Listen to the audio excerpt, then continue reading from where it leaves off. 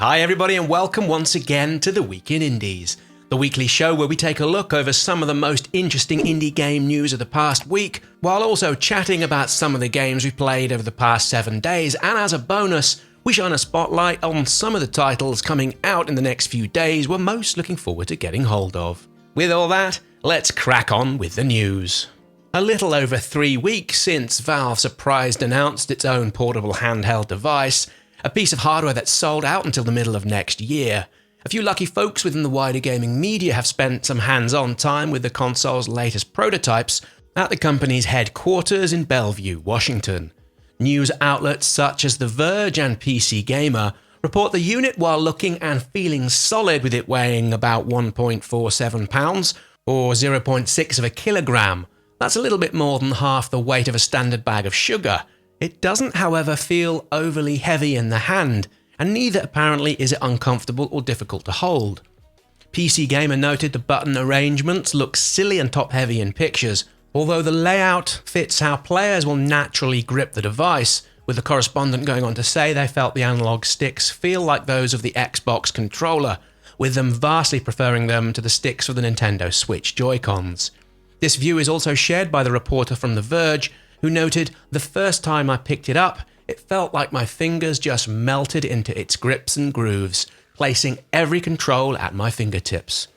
As for actual hands-on gaming time, well, so far in what was of course a highly controlled environment, things look pretty darn decent.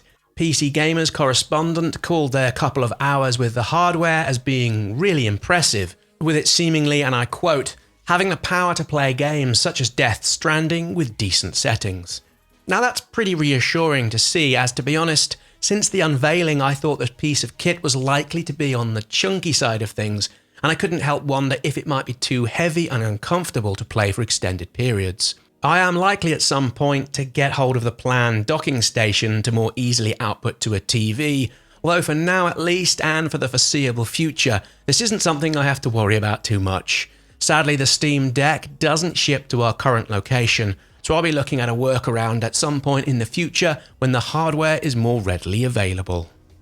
Next up, and while in last week's episode we discussed why we didn't overly enjoy playing it, the Ascent's publisher Curve Digital revealed the game generated more than $5 million over its launch weekend, a figure that accounts for sales across PC and Xbox, although it doesn't factor in any numbers associated with the Xbox Game Pass. So with that factored in, there's no denying the game has clearly been one of the most popular indie games of recent months.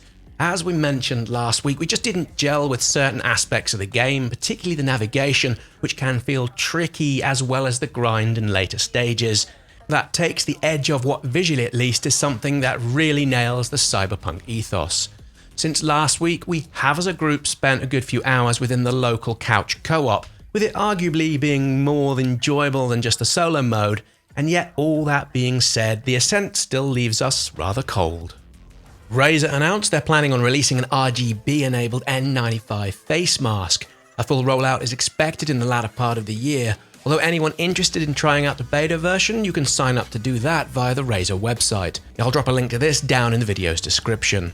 All of this stems from a concept first shown off at CES, although had this come out on the 1st of April, we'd probably all be shaking our heads. Even so, while this doesn't appear to be vaporware, there's no word at the moment on price or availability, although we suspect we'll see plenty of these at events and trade shows come next year, when we think it might be safe to once again step inside gaming events. And finally, for this week's news roundup, Tuesday the 10th of August saw Microsoft's second ID at Xbox Indie Game Showcase, which, to be honest, left me a little underwhelmed. There was plenty padding, with the show feeling really drawn out, and I can't help think something shorter and more focused better suits the target audience. Highlights of the event included the announcement trailer of Lightyear Frontier, an open-world farming simulation and exploration game featuring crafting, base building, resource management, and a deep mystery-driven narrative with up to 4-play co-op, although it will support solo play as well. Lightyear Frontier is headed out in early access at some point next year. Ollie World also made an appearance at the showcase, where we got to see some more of the action and overall player customization. We also learned the game will run at frame rates of up to 120 per second and with a 4K resolution. This is expected to launch in Q4. A few other highlights included Lab Rat, which looks to be a Portal-like puzzle game which is headed out in 2022. Inked, A Tale of Love is coming out this August 27th, with it telling the tale of a love story featuring a nameless hero as they embark on a puzzle-filled journey within a world all made of paper. And lastly, while we've known about RPG Time, the legend of Wright, for a few years, although after a recent period of radio silence, we got to see a new trailer of what appears a really striking looking game that once again has really grabbed our attention. So over to you. Did you see the ID at Xbox Show? And if so, what did you think of it? Feel free to let us know down in the comments. With that brief overview of the Microsoft Indie event all covered off, let's move gently into a look over some of the indie games I played over the week just gone. Let's begin with Fashion Police Squad, which put out a beta version, and while not expected out until next year, the demo is really good fun with its pixel art and super retro styling. There's also some really clever writing and chucklesome humour going on, and while there were a few bugs here and there, this is something to keep an eye on.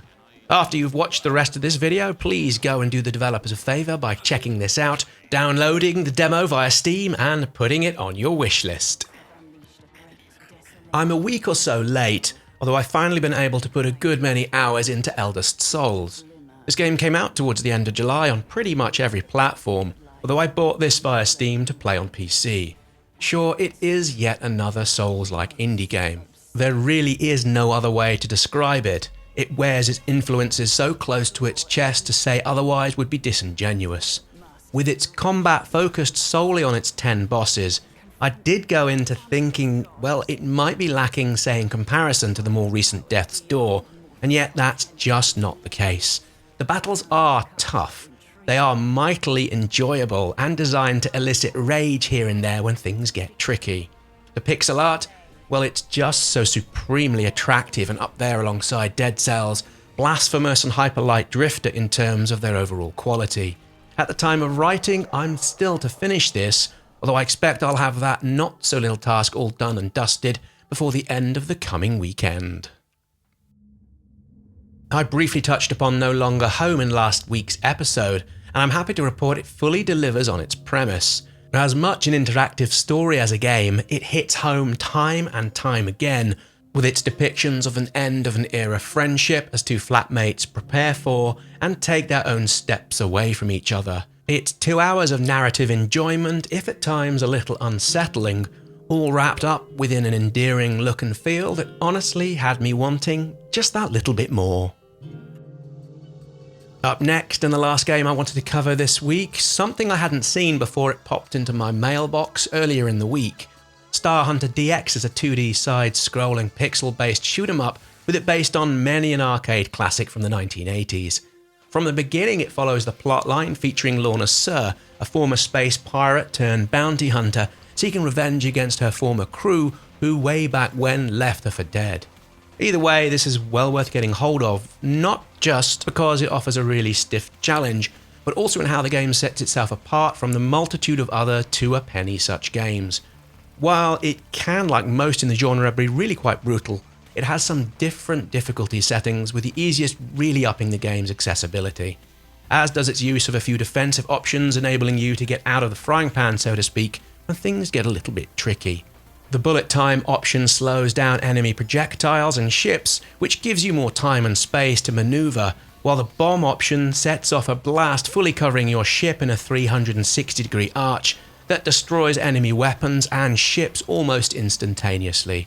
There's only a relatively small hit marker as well in the centre of your ship, which takes a while to get used to. At first, I often thought I was due a death and let my guard down before getting a reprieve, as the enemy laser passes harmlessly through the side of my hull, allowing me to fight on. There are 5 different areas to battle through, with 6 different boss battles, some more difficult than others. The first boss in particular feels as tough as a damp paper bag, although others quite nicely up the stakes. Star Hunter DX is a pleasant and nostalgic little delight, with it on PC and also the Nintendo Switch. As for games out this coming week, Hades. much of the coming week will be spent once more tackling Hades, this time via Xbox via the Game Pass. It's also coming to the PlayStation 4 and PlayStation 5, although I'll not be troubling this on the Sony platform when I can pick it up almost free, so to speak, for my Series X. Hades was collectively our game of the year for 2020, with our small team having put hundreds of hours into it since its initial launch. In all honesty, I'm personally driven to pick this up again to 100% this gem of a game, and to pick up all of the achievements, which is a tad shallow, and yet I'll wager many of you will be likely be doing exactly the same. If you haven't seen our glowing review of Hades on the Switch, you can find a link down in the video description or in some browsers within the top right hand of your screen right now.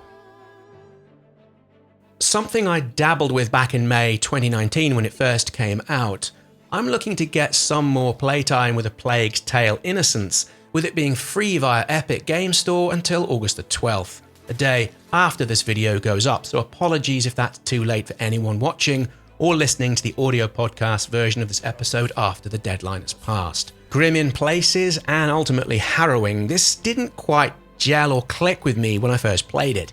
If I remember rightly, I found it just a little too grim and harrowing, although so many people have urged I give it another go, I've decided to pick it up again. I have no reason to think I'll ever be in a position to have a place with a lawn that's large enough to require me to use, let alone own, a sit-upon mower. However, there's something so very appealing about the prospect. Now, I do have a little area of lawn in my current rental, and yes, I take a little bit of pride in keeping that postage stamp sized bit of grass all looking neat and tidy. I guess I've reached a certain age where the simple weekly task of walking up and down with a buzzing flymo is almost relaxing, a kind of therapy even, and while terribly noisy, it is in no small way deeply therapeutic. I'm thinking Lawnmower Simulator might be something I'll sneakily enjoy, with it being a management sim kind of game where you set up and try to build your mowing business. I know it sounds kind of dull, and yet like the real thing, I'm assuming there's likely to be a real sense of pride and enjoyment to be had in getting those lawns just so perfect. Lawn Mowing Simulator is out August 10th on PC and the Xbox. It's been 5 years since No Man's Sky first came out, with this channel starting mostly to serve as an outlet for news and info in the route towards its initial rollout. While this didn't launch in the shape we or the folks at Hello Games clearly would have liked, with free update after free update coming up over the past few years, the game currently sits as a magnificent achievement. To celebrate the 5-year anniversary, Hello Games have teased yet a further update. This is the 17th 3-1 since it first came out, with Sean Murray saying in the run-up to the tease, "In some way, Frontiers is just another update, but in other ways, it's a missing piece of the sci-fi fantasy we always wanted to add, and very fitting for our 5th anniversary." What this all means, well, we're not too sure, although these updates have previously dropped pretty quickly after their teasing, so we're hopeful we'll be playing this new update over the course of the week ahead. That was our week in Indies. Many thanks for watching and supporting the channel with this new video series. While you're here, please be sure to click the like button and subscribe to the channel with all notifications enabled. Feel free to leave us a comment with any of the games you like the look of here or any we missed and you'd like us to cover. All the best, and we'll see you next time.